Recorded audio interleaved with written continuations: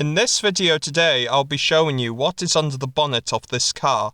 Starting off in this location, you have your mass airflow sensor. This sensor is used by the engine control unit to measure how much air is entering the engine. You also have this cover here. Now when you remove this cover, it will reveal your air filter element. This is your pipe that takes air from the front of the car to your air filter box. These two electrical connectors here are for your engine control unit. To the right of your engine control unit, you have one of your power distribution centers. Now, if you were to remove this lid, it would reveal fuses and relays and other components related to this power distribution center.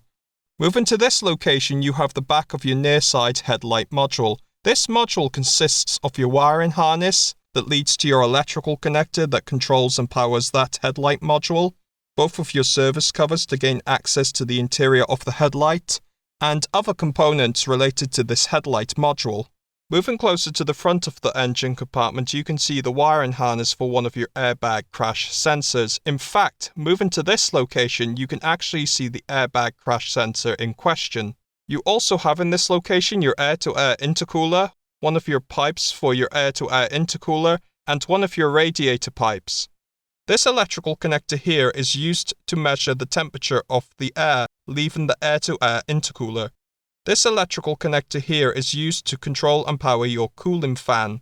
This component here is part of your system that holds the 12-volt battery in the car. Moving the camera back to this location, you have your protective cover that covers your positive post. You also have the 12-volt battery itself. You also have your negative post, your battery monitoring sensor, and last you have your battery heat blanket. Moving to the slam panel, you have your air filter box air intake.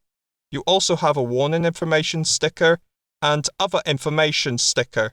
You also have on the slam panel this here. This is used to stop the prop stick moving around when not in use. Located behind your slam panel, you have your bonnet safety latch. In fact, you can actually see your bonnet release cable itself. You also have in this location another airbag crash sensor and other different components. Moving to the center, you have your engine cover. This engine cover has a cutout for your oil filler cap. On the engine cover, you have the letters CRDI, which stands for Common Rail Direct Injection. Located just underneath your throttle body, you have your starter motor and starter motor solenoid. Moving the camera to this location, you have your other radiator pipe. This is where the coolant supply pipe from the expansion tank goes to. In this location as well, you would have your oil pressure sensor. Moving the camera to this location, you have this piece of foam here. This foam is used to reduce the noise of your high-pressure diesel fuel pump. With the camera in this location, you have your alternator pulley. You also have your alternator case, your coolant holes and stator windings for the alternator. You also have in this location your air conditioning compressor pulley, and you also have your crankshaft auxiliary belt pulley. The crankshaft auxiliary belt pulley is responsible for driving your auxiliary belt system. Moving the camera closer to this location, you can actually see the back of your offside headlight module. You also have your washer fluid cap and washer fluid neck, and you also have the washer fluid tank itself. Moving down to this location, you have both your low pressure and high pressure air conditioning recharge point dust covers. You also have one of your air conditioning pressure sensors, and last you have your offside front chassis rail and offside engine mount. Moving the camera to the right, you have your pressure cap and expansion tank. You also have your expansion line and your coolant supply pipe that is located at the bottom of your tank. This over here is one of your expansion tank mounting locations, and below that you have your horn. Moving the camera aft, you have your engine oil dipstick and heat shielding that covers your catalytic converter. Moving to the offside rear of the engine compartment, you can see your offside drive shaft, your cylinder block, and last you have your dipstick tube. This is your cap for your brake fluid reservoir tank. This is your wiring harness for your electrical connector for the sensor that tells the driver if the brake fluid level in the tank is running low. You also have your master cylinder, your vacuum brake booster, your two brake lines that takes brake fluid to and from your ABS modulator, and last your supply pipe for your clutch control circuit. This is the pipe that supplies the vacuum brake booster with vacuum. Moving to the right, you can see your clutch master cylinder and pipe that goes to your clutch concentric slave cylinder. You also have sound deadening on the bulkhead. This is your low pressure and high pressure air conditioning refrigerant pipes for your air conditioning system. You can actually see a cover. Now behind that cover you have your air conditioning expansion valve. To take coolant to and from your heater matrix you have these two pipes here. Moving more to the right you have two pipes here. Now these two pipes here are fuel pipes. Moving even more to the right you can see your ABS modulator. Now on the modulator you have your pump, your two brake lines that goes to and from your master cylinder, your 4 brake lines that in each case, each goes to your brake caliper piston cylinders, your valve block, and last you have your electrical connector for your ABS control unit.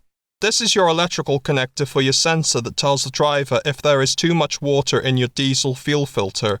This is your diesel fuel filter case. The diesel fuel filter case in this car is mounted inside this holder.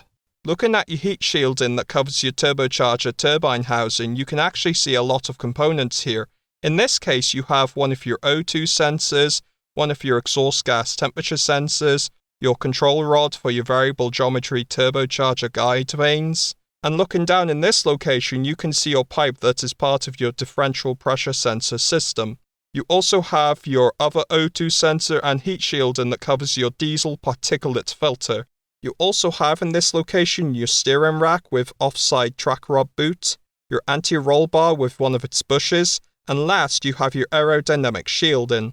Moving the camera to this location, you can see your differential housing in more detail. You also have your near side drive shaft, and last you have your other anti-roll bar bushes. Looking down in this location, you can see your gear selector mechanism, your gearbox housing, and other different components. Moving the camera to this location, you can see a lot of components here. For example, you have your power electronics for your exhaust gas recirculation valve, one of your crankcase ventilation pipes, your thermostat housing, one of your radiator pipes, and last you have the pipe that takes air from your air filter box to your turbocharger compressor housing inlet. These are 2 coolant pipes that leads to and from your EGR valve. Moving back to this location, you have your check valve for your vacuum supply pipe. This vacuum supply pipe supplies vacuum to your vacuum brake booster. Now if you were to follow this pipe, it would take you to your vacuum pump. You also have in this location your turbocharger compressor housing and actuator for your variable geometry turbocharger guide vanes control rod. Thank you very much for watching my video and goodbye.